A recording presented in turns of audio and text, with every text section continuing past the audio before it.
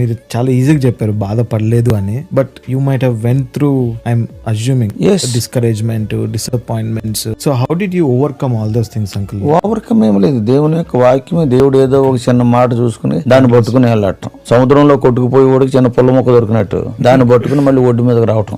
ఏది జరిగినా గానీ మినిస్ట్రీ మానొద్దు. God will speak to you there only. నీకు ఎంత శ్రమ ఉన్నా బుర్ర అస్సలు పనిచేయటం లేదు, టెన్షన్ ఏమైపోద్దు, పోయి మందిరంలో కూర్చో, గాడ్ విల్ స్పీక్. ఎందుకంటే after all at the end of the day you are the dear child of God. రక్తంతో కొన్నాడు నిన్ను. మాట్లాడ్డా నీ టెన్షన్. ఇంటిలో పిల్లోడు జ్వరం వస్తేనే తండ్రి 10 హాస్పిటల్కి తిప్పుతాడు, జ్వరం తగ్గాలి అర్జెంట్ గా. అంతకన్నా వాల్యూబుల్ కదా నువ్వు దేవునికి.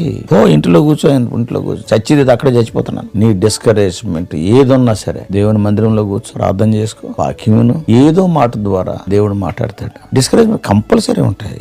ఏలియా లాంటి మహానుభావుడే ఎంతో నిరుత్సాహంతో పారిపోయాడు యెజెబెలు చేసినటువంటి థ్రెటనింగ్ ని బట్టి. మందిరం మానొద్దు, ఇంటిలో ప్రార్థన చేసుకో, పర్సనల్ స్టడీ ఇదంతా ఉంటది. సహవాసం కూడా దేవుడు ఇచ్చాడు, ఎవడొకటి ద్వారా ఎంకరేజ్ చేస్తాడు. లేకపోతే దేవుడు అక్కడ ఇంకొని తీసుకొస్తాడు, నీకన్నా శ్రమలు గుండా వెళ్ళివ్వండి. నాకు 104 టెంపరేచర్ వచ్చింది, నీకు 101 కదా అంటాడు.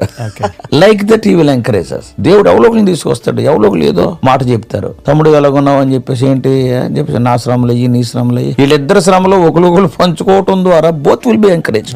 So never stop reading and meditating and praying and going to the house of God. Tension గానీ డిస్కరేజ్మెంట్ గానీ, let it be anything, it should not keep you away from God. దేవుడికి దగ్గరగా ఉంటే నీ చేయి పెట్టి నడిపిస్తాడు అదృశ్య దేవుడు. So that is the only remedy. కురుంగిపోకు, అరే ఇలాగైపోయింది అని. నువ్వు కురుంగిపోయినా ఇవాళ సోమవారం రేపు మంగళవారం రాక మానదు. నువ్వు ధైర్యంగా ఉన్న మంగళవారం వస్తుంది.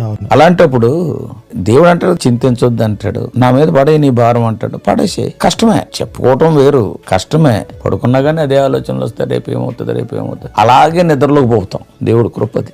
తెల్లారేసరికి నేను ప్రాబ్లమ్ కొన్నిసార్లు గుర్తుండదు. కొన్నిసార్లు కొన్ని ప్రాబ్లమ్స్ మనం విన్నప్పుడు అసలు మనలో డిస్టర్బెన్సే ఉండదు, ఇది ఏమీ కాదని చెప్పేసాను. కొన్ని విన్నప్పుడు కొంచెం డిస్టర్బెన్స్ ఉంటుంది. ఎప్పుడు దేవునికి దూరం కావద్దు. ఆయన నన్ను చంపినను నేను ఆయనను నమ్ముకుందని అంటాడు యోబు. Best thing policy. చచ్చిపోతే ఆయన చేతుల్లోనే చచ్చిపోతాం. That is the best thing. Only one thing, God is good.